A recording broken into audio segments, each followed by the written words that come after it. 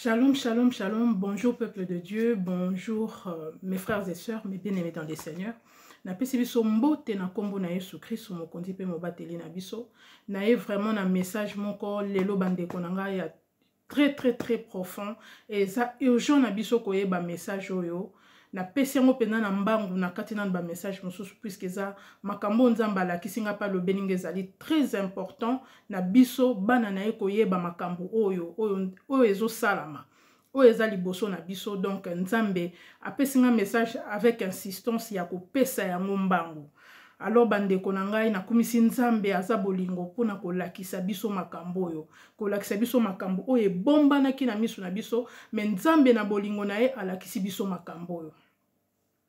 Nga na kumisi ye po tokoki kozala ignorant na makambo oyo ezali vraiment important pona bomoi na biso. Nzambe alakisi ngai ayebisinga et c'est vraiment un songe, un message prophétique oyo euti penza na nzambe ye moko kolakisa ngai que makambo eko salama batu ndenge bakokufa. Donc ezali solo na yoke pa mutu te o na monaki mutu mususu abeti nga pe na ye nango na ye koloba po ndeko moko ata na yebika sambelaka mingi to na yebika za mosali na nzambe penza peut-être non. Eza makambo nzamba alakisi nga nde nayaka na ba message nyonso o nzamba alakisaka ngai. Donc nzamba alakisi ngai bandeko na ngai ndenge batu bakokufa ebele e alakisi nga ndenge nini nzamba alakisi nga makambo nini ekosalama na ndenge nini ekosalama. Bandeko na ngi tolanda message oyo bandane bandeliti na suka e tozwa ba verset biblique o nzambe apesi. Nzambe apesi biso ba verset biblique oyo ezo attester makambo ayebisi biso puisque nyonso tu o tozomona bandeko na nga ekomama. Makambo nyonso tozo vivre ekomama na mukanda ya nzambe. Mais zaki caché na misu na biso po tozaki un jour na mokili tozaki na ba ekai na misu na biso. Mais nzamba alongoli biso ba ekai wana tango bengi biso pene na ye a révéler biso akomi kopesa biso ba message avec révélation ya parole nyonso ekomama. Donc ezala malamu tozwa ba verset wana bandeko nanga po ezali po na vie na biso. C'est pour notre vie. Oya ko négliger vraiment message na lobi yango non na lobango peut-être te, mais muto ko négliger message oyo mabe ko yela ye. Muto asa sur na nenga zo tambola na nzambe te a négliger message ote. Ala nango penza na bokebi eza très important message on azo pesa. Eza très important. Donc voilà. Ezaki na butu ya le 30 po nazaki na nini na service weekend au mobimba na salaki. Donc nzamba pesa nga message na mena lobi en tout cas moi na préparer na kota na parole nzamba pesa nga ezaki te mais yango na lobaki lelo na sala tout na pesa yango. Donc le 30 c'était quand? C'était jeudi dimanche. Ezaki dimanche. Nzamba pesa nga message wana dimanche. Comme na ça qui sous lundi donc na suis temps robongisa mbangu l'homme na ba butu wana pour lelo na pesa yango le toza le premier. Donc voilà na kumisi nzambe mingi ndenge apesi ngai message oyo bandeko na ngai totika mama o na maboko ya nzambe toka makambo nzamba ayebisi biso tomona na façon ni nzamba révéler biso makambo toyeba makambo ezoyela biso puisque makambo eza liboso na biso ya solo nzambe alakisi nga lisusu a confirmer ngai na kumisi nzambe pona bandeko nanga pona bomoi na biso nde tozati lelo vivant nzamba zwa lokumu topesa ye lokumu topesa ye merci tobenga Saint-Esprit molimo na nzambe a faire discerner biso message puisque vraiment soto sosoli yango te tozokende na kufa mes bien-aimés dans le Seigneur. Donc nazo belela kombo ya mutu atindi ngai chef na ngai mokonzi na ngai nzambe na bomo oyo akela likolo pe na se oyo apesi nga message oyo nazo invoquer Yesu Kristo azala parmi biso molimo na ye e utiliser nga ndenge utilisaka nga na loba na bomoto te nga nazala te puisque nga naza eloko kaka nzamba poni ye moka loba na kati na ngai na kombo na Yesu Kristo nazo tika moment oyo mes frères et sœurs o nyonso bazolanda message oyo na ngai tozo partager tout de suite là nzambe azala na biso molimo na nzambe azala na biso a conduire biso ne bandeli tina suka apesa ngai maloba a arracher ba parole na kati ya monoko nanga puisque de moi-même je ne pourrais pas m'expliquer pona makambo nzamba la kisinga mais ye moko a utiliser ngai apesa maloba oyo ekota na mitema bana na ye ba oyo ye alobeli bakoyoka message oyo ba oyo ye aponaki bayoka bakoyoka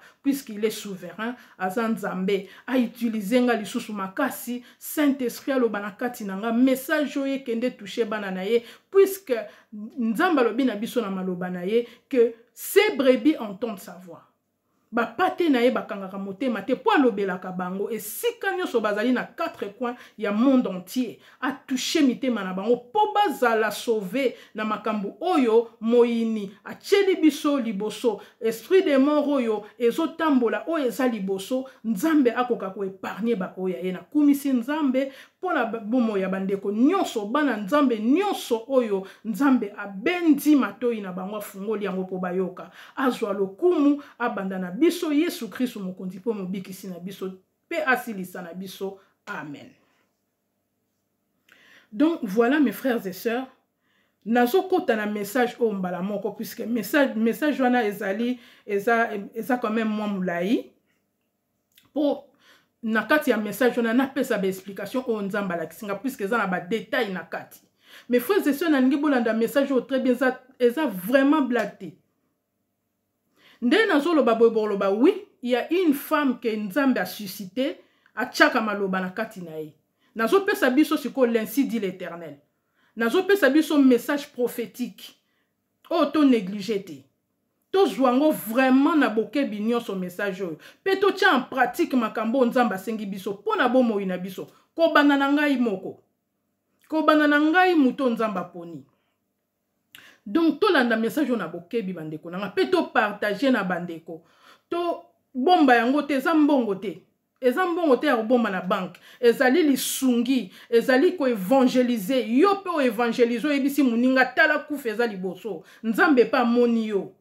O sauver vie ya mutu. Nga na sali par nanga na sauver ba vie ya batulelo. Nzamba zo mona nga na moment oyo. Po nyonso koleka lokola filme na miso nzambe. Yo mtotali ozo bwaki yango pembeni. Yo mtotali yango ozo négliger maloba nzamba lobi. Yo mtotali mosali na nzambe o choli, o fingi, o lobi, o critiquer, o zana tanwana. Yo ka message o bien. Sala nyonso to lingi, mais nyonso to ekoleka. Mais biso otozo sala, to kozala juger. La Bible nous dit que le jugement commencera par la maison de l'Éternel. Jugement ko bandananda kwa nzambe. Donc, to landa vraiment message na bokebi, to linga bandeko, to partager na bango message, to pesa bango message, c'est très important. Na koti, na butu ya les 30. Na lali bandeko nanga nzamba zola kisangai. Nzamba zola kisangai na komi na voiture. Na komi na voiture moko na vandi. Na zaki na volant. Kovana na vandi na volant na zoya na komi na nzela moko boye, nzela ngo ezaki bouché. Donc bouchon, fil, bouchon. Donc ba voiture ezaki belé moyen voiture et avancer penza ezate. Donc ba dozaki belé. Et belé pendant que voiture faut même deuxième vitesse est cotatée. Donc première vitesse au télémika premier donc voiture est kendete. Bouchon zaki makasi siko ngana zo siko zaki neti nzela moka munene balabala moka munene autoroute neti ya 4 bandes bilo moka bongo. Neti 3 ou 4 bandes zaki plusieurs bandes. Nga zaki na bande ya gauche. Ba voiture mususu ezaki na ba bande mususu pembeni na ngai. Na liboso na nga ba voiture ezalaki. Siko eloni ezalaki me bien aimé dans le Seigneur. Nzela o bando nga na zalaki donc nzela wana nyonso ndenge salaki place o biso tozo tambola na côté o tozalaki. Place ozalaki situé ezalaki nzela normal plat. Mais liboso na biso nzela ngo salaki ndenge nini? Nzela ngo siko salaki lokola ekoti. Mais bien aimé dans le Seigneur. Donc les bouloutes mais banzelo ezalaka incroyable on a sina mona biloka bongo mais en réalité na éviter ce que ça filme ou bien banzela bongo ça existe et c'est le cola les boulou et kiti et c'est vraiment beau neti ravin et kiti ma kasi donc voiture il faut kita na nzela wana sima emati. Siko ko mata wana mes bien-aimés dans le Seigneur. Soki nzambe tenga na monde voiture o mata wana te. Nga moko place nazaki nazwa na voiture na nga nazoloba mendeni na oleka na nzelo. Eza lokwa ndoto moko nzamba la kisaki nga poto sala traversée ya 2020 na 2021. Nzamba la kisaki nga nzela nazo yezaki bongo libulu moko munene ezaki siko batu musu bazo zinda, batu musu bazo leka. Men bazo leka na makasi ya nzambe. Nzamba la kisaki apesa nga message wana pona traversée ya 2020-2021 na partager ki message wana. Siko nzela oyo mbalo ezaki ekiti soki eye si me kiti makasi après emati penda donc monter moko ya munene ya donc profond tango emati bongo sima o kiti kuna sima obimina omati na nzela.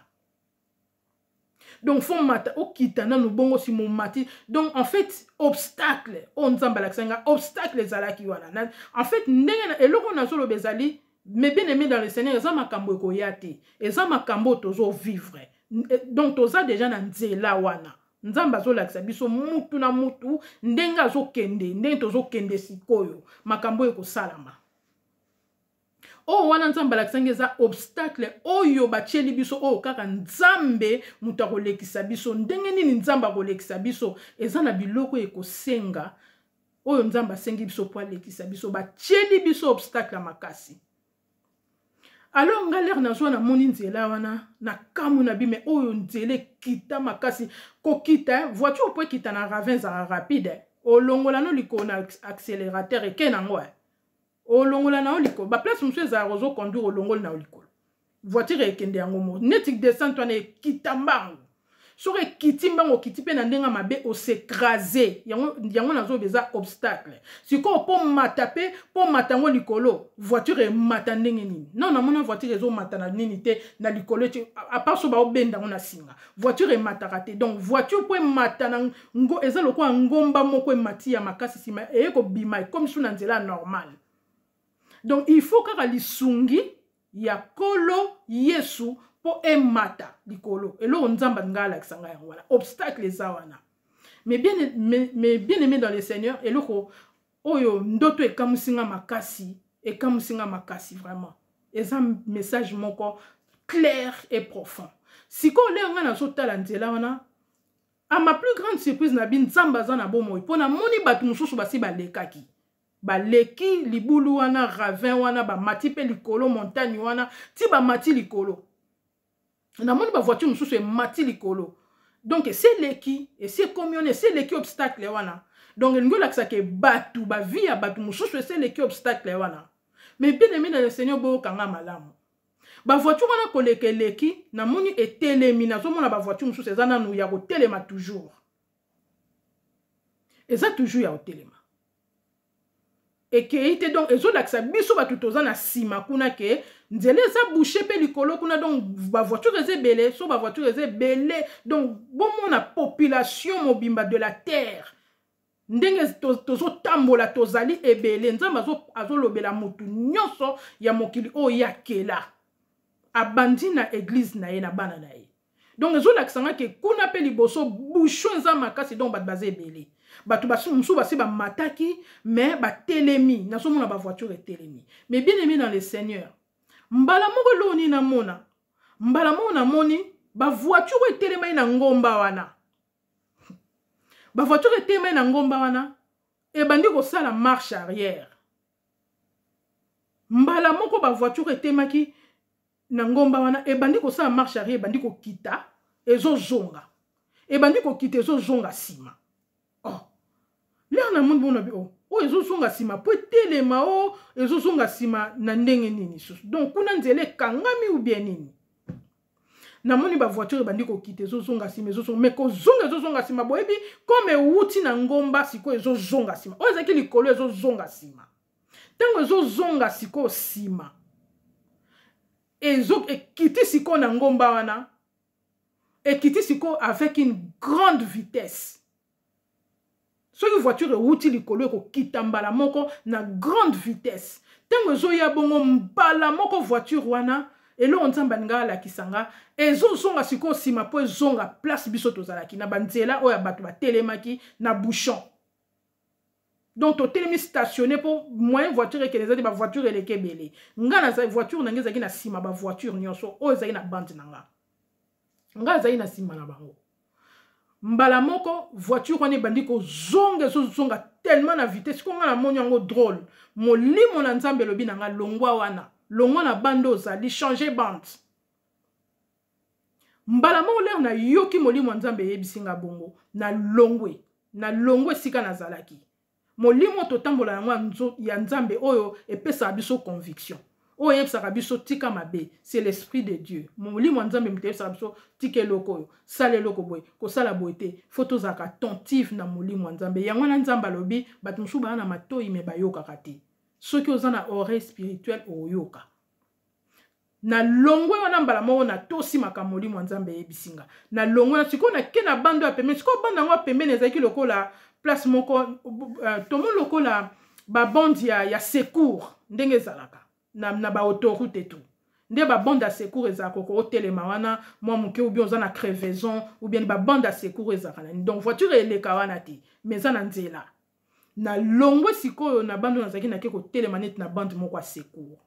Donc na telemi wana voiture bandi okita ezosonga sima lenga na longwe na bime na bisotala sikoyo voiture ezaki liboso na na moni batongo ba bouger te na pusani mwa muke tina voiture ezaki neti mwa liboso bazo nazaka na kati ya voiture na moni ba bouger te ngabi mais bato bazo mwa teke voiture ezosonga sima mbangu soki ezongi tuti ekozala grave na bandi sikoyo kosa neti nazo ganga na moloko azokanga te bandeko na nga na komi ko klaxonner na komo klaxonner voiture wana elongwa na nzela elongwa place na poso ba voiture wana ye eza accident ya film obimba ekozwa moko mibale misatu et puis na vitesse ezoya moto epela ba moteur epela moto siko na komi ko klaxonner na tali koto na bande mususu bango pe bazaka wana na tali koto na bande mususu bango pe bazolongwa te ba obuchite nga mais qu'est-ce qui se passe na bandi ko klaxonner bande ko na klaxon ezali soto soka message tozala soto za spirituel to comprendre klaxon wana eza langage ya nzambe elingi ko laksa sonner la trompette nzambe azobisanga sonne la trompette loba ganga loba sakolanga pona sambela nzamba lobananga ganga na l'air boy abenga yango ko ganga ndinga ebisanga eza ko sambela klaxon ezali eza sonner trompette spirituellement et même physiquement klaxon na auto école ezakelo moko munene biso na bamboko to vandi avant obeta klaxon babeta klaxon pa pamba te même na auto école eza na ba place o ba ko sanctionner yo ozwa te po o pesi réponse ya mabe place wana po place musu ba klaxonaka te eza na ba endroit o ko klaxonner to ko bangisa batu to ko causer accident ba klaxonaka pa pamba te contrairement na mboka na biso Congo ba klaxonaka pa pamba ngana à chaque fois na kenda Congo na mona ba chauffeur ba osola na klaxon pin ba sola na ba klaxon donc on comprendre que ça langage na bango moi musu ba sala ba klaxon pamba eza ndenge mo tene sika to vandia klaxon eza loko moko très important et spirituellement klaxon pesa très important. Donc nzamba so ebisanga il sonne la trompette lam yebisa bato yo balongwa na nzela benga bango signaler bango. Mes frères et sœurs, tant nazo klaxonner bongo ne ko tala boye malamu nzamba fungolinga misu na bandi siko ko tala makambo ezoleka nzamba otalisanga makambo eleka. Mes frères et sœurs, batu nyonso tout o nga nazo betela klaxon na ba o ba uti likolo bazo kita mais bien aimé dans les seigneurs nzamba zo yebisa biso likambo grave ya sérieux batu wana nyonso balali na volant cause oyo bango bazo longwa te bazo bouger te bazo réagir te balali na nzela bato bazo zonga sima ba voiture wana zo zonga sima za na makasi na bango te balali pongi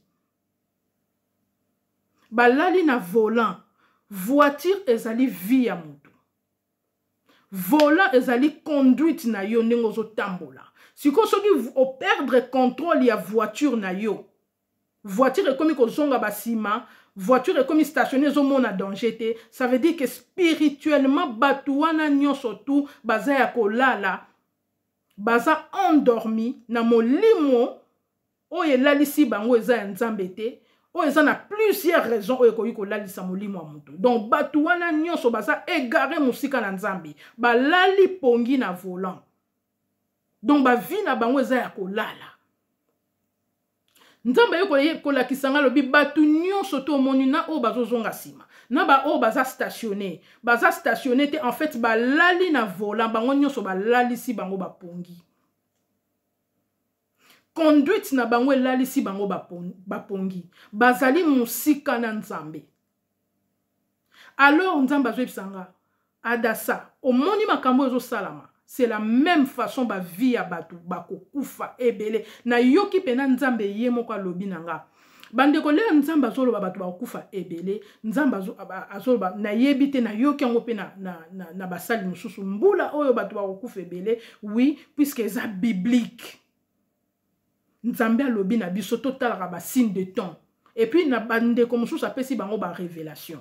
Mais nanga nzambe alobi nanga na matoi nanga na yoki batu bakokufa ebele, batu bakokufa mingi. Eloko epanika kinga na bino na kozelisa message ote po bana na nzambe ba se préparer, ba ye bandenga komi bongisa oyo azotambola na mabe, oyo azotambola na distraction, eza molimo oyo diable Satana tindeli biso na mabele, esprit ya pongi. Pongi wana ezali eza pongi spirituel, yo moni ozotambola oza bien, yo moni oza actif, mais spirituellement oza activité. Spirituellement oza ya kolala. Et diable ako profiter na pongi wana po azwa yo. Bato ebele bako kufa, bato baza musika nzambe, bato bazo tambola na kobanga nzambe te, bato oyo bazo tambola na masumu, bazo tambola musika ya ba commandement ya nzambe, musika ya ba loi ya nzambe ya tata nzambe. Alors nzambe alakisinga ke bato nyonso baza endormi, nzambe azobisanga klaxonner po ba lamuka, sonne la trompette po ba lamuka, po bato bako kufa ebele. Bandeko nanga l'air nzamba zo ebisanga bongo, ba voiture wane kiti. Ba canon e bandiko betama. Ba canon ezo betama na ba voiture ezo landa na bato wana nyonso. Donc bato ba kufi na se ya pongi. Bato ba kufi na ignorance.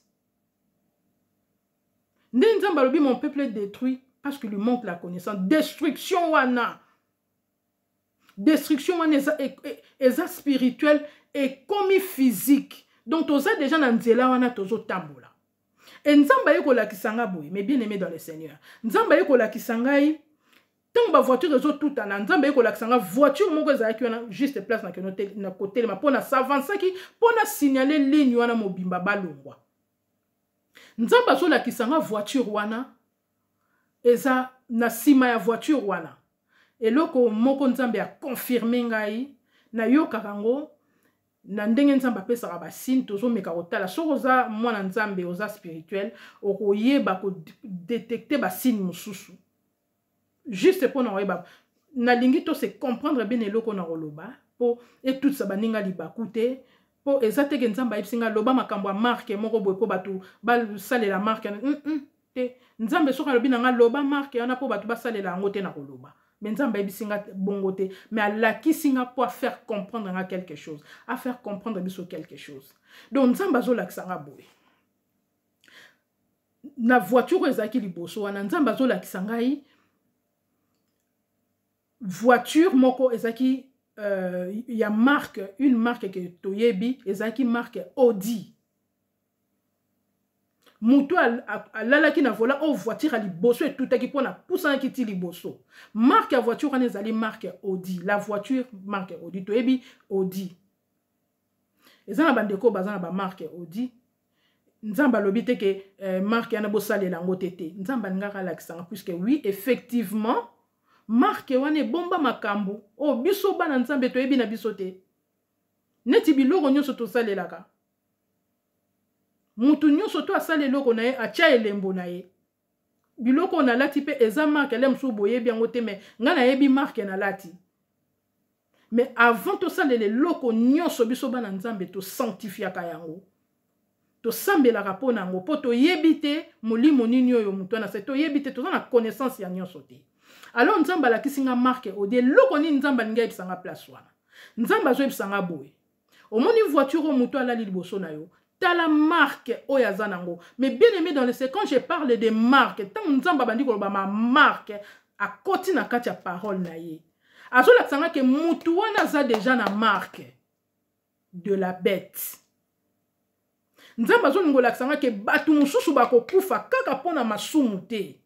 Kaka pona ko finga te, péché o nzamba aboya. Kaka pona ba moquerie te, pona ba querelle inutile te. Mais batu mususu bako kufa po bazali déjà ne lembo na marque de la bête.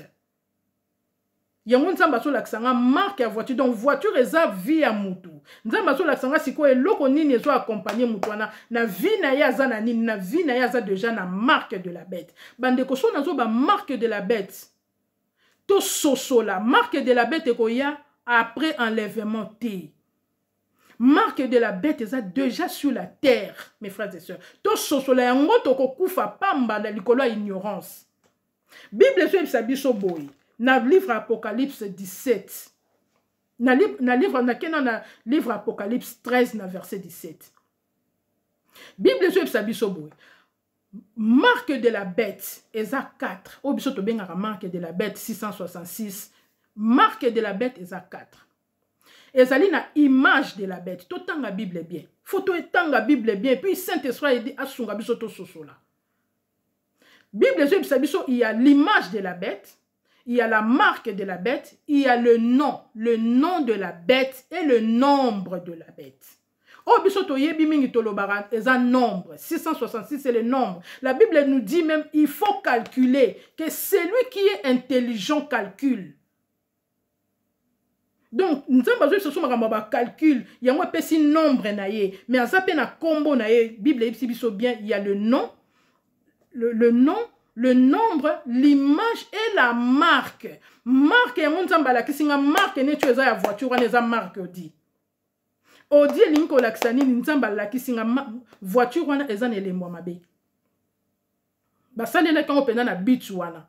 Mais biso ba tuto pousi yango biso ba na nzambe nzambe mutazo batela biso. Mais basala quand on a idée moko ya malamu te.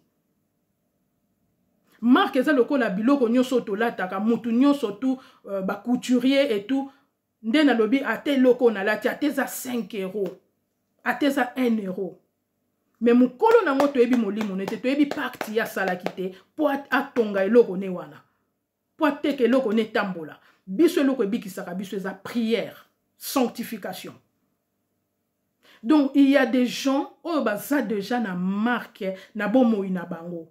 Oyo mususu malheureusement oyo aza na marque déjà de la bête. Soki nzambe te. Moi je n'ose pas dire que mutu nyonso bakufa na nzambe te. Ce n'est pas ce que Dieu m'a dit. Mais nzamba la kisinga batu baza na marque. Oyo ezako senga délivrance. Faut baza la délivrer pour ba la mukana pongi. Pour ba éviter kufa oyo. Pour ba kufa pambate. Il faut baza la délivrer. Yangwana na kei sikoyo na Apocalypse 16. Apocalypse 16 mais bien aimé dans le Seigneur totanga Bible. Totanga Bible loko nzamba tikela biso. Prophète Papa Simon Kimbango tikela ki biso. Bible, totanga Bible. Ezali livre à révélation, livre à fin. Soto koti Apocalypse 16, to kiti tina se, to koma na guerre o nzamba ebisa ngamo ko na vivaki on ndoto, guerre ya Armageddon. Soto bandi a to kiti to koma tina Armageddon. Tout est comme kamozo sala masiko nzamba la kibiso tina Armageddon to comprendre. Tant nini to zanango. To eba ko sosola ba signe de temps. Bible sur Ebisabiso bon livre Apocalypse 16. Na bandi na liboso. Livre Apocalypse 16 nous allons parler sur les 7 fléaux. Les 7 fléaux, les 7 coupes de la colère de Dieu. Colère ya nzambe ko sopana et c'est sopani na mokili. Ezana biso sikoyo. 7 wana déjà c'est bandi ko sala, c'est nzamba sa banda ko sala tozo kende. Yango na bito kitati na guerre Armageddon. Bon bandeko oyo azosala erreur akanisi tozela nzambe oyo olongola biso tolala na biso pongi 666 oya après bandeko toza na kati natangi mwa mokie tokokontinue biso moko na ndako mpo na temps ezoyebisa biso Apocalypse 16. J'entendis une voix forte qui venait du temple et qui disait aux 7 anges: allez et versez sur la terre les 7 coupes de la colère de Dieu. Premier coupe ya colère ya nzambe za ulcère malin elinko la sa plaie ba pota batu mususu ba okufa na mokili za kanda nzambe eza likolo na bango po ba boyi koyokela nzambe ba plaie incurable so totali traduction nango ezali plaie incurable nga na talaka nyonso na tali makambo nzambe lobi nanga na tali signification nango. Oui, il faut s'instruire nazwaka ta mingi pona pesa nini pona comprendre nga mo makambo nzambe lobi nanga eza ba plaie incurable oyo memaka na liwa yango eza na kati ekomami donc ba moko ekoya nzamba sa lobango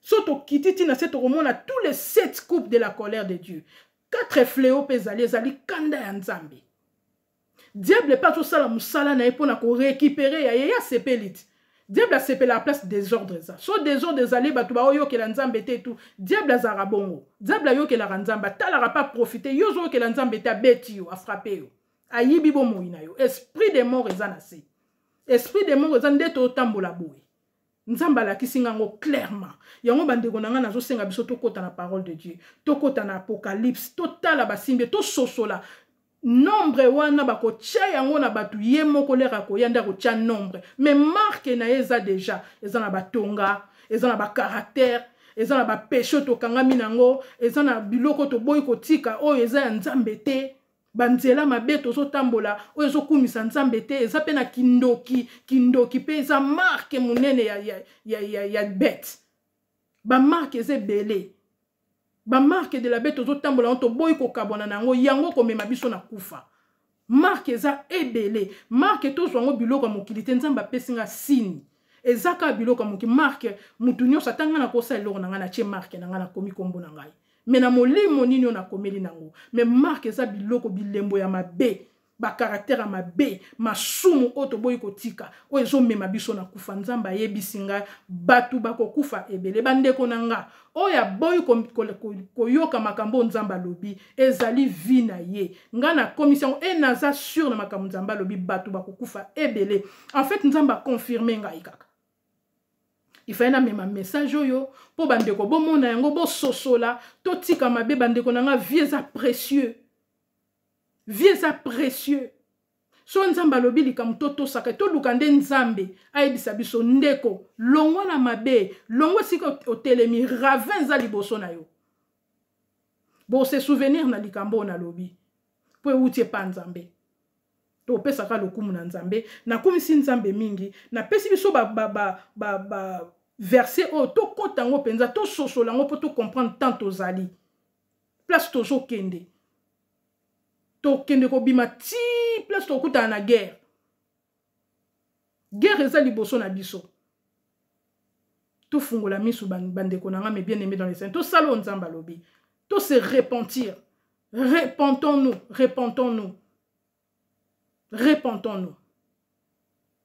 to sa malamu oyo ko sepelisa nde nzambe oyo sepelisa mama dasate oyo sepelisa soki nani te ko sala pona mutu te sala pona nzambe na mitala ndengo zo vivre tala vi na ndengo zo tala na ndengo tongaka ndengo fingaka ndengo yibaka ndengo saki ndumba ndengo zo tala makambu nyonso mabe ozo sala yango wana nde mute boma yango na ba marque de la bête yango po mabe nyonso za ya diable o salela ye ozo rendre culte na diable tango ozo finga o sa kit na diable tango ozo yiba o sa kit na diable tango ozo chola o sa kit ozo kumisa diable o kumisa no nzambe te nzamba zana ko finga te to tanga livre absom eza mbale bele nzamba pekisiango eza bilembo nzambe te yango wana les marques de la bête marque ya bête ezebele sans compter tonga o ba ye nango penza pona ko mettre biso d'accord. Donc nzambe apambola bino mes bien-aimés dans le Seigneur na zana ba message ya kopesa nakopesa yango mbangu po nzambe azobongisa biso azopréparer biso makambo eza mabe nzambe apambola biso soki Yesu Kristo azongi ta se décider azonga lelo te nakopesa message mosusu très bientôt epambola biso bana nzambe tofungola miso na kombo na Yesu Kristo napesi bino merci bandeko nzambe apambola bino partager message po bandeko babika tobikisa mabota na biso mes bien-aimés dans le Seigneur. Au revoir.